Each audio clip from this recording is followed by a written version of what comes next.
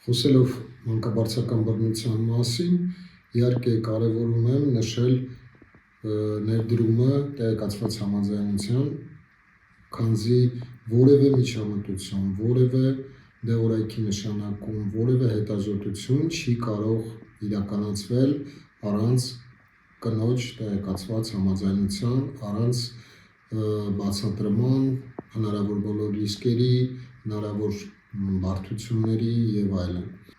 Հաշվի առնելով այն փաստը, որ մենք մեր երկիրը դեռ որոշակի խնդիրներ ունի իրավակարգավորումների հետ բժշկական ոլորտում, ճիշտ կլինի, որ աշխատանքը բժիշկների կազմակերպված լինի ապացուցահեն տվյալների հիման վրա, այսինքն բոլոր այն հետազոտությունները, միջամտությունները, գործողությունները, որոնք իրականացվում են կնոջ հետ, իրանք պիտի լինեն ապացուցողական բժշկության հիմքով եւ այդ ամենը պիտի տարածվի բոլոր բժիշկների վրա։ Ցավոք սրտի շատ բժիշկներ ունենալով բավականին աշխատանքային փորձ, համբավ եւ այլն, վեր են դասում իրենց անձնական փորձը ապացուցահեն տվյալների եւ կամ դժվարությամբ են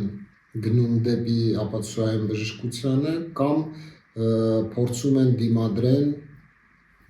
չգիտես ինչի, բայց մի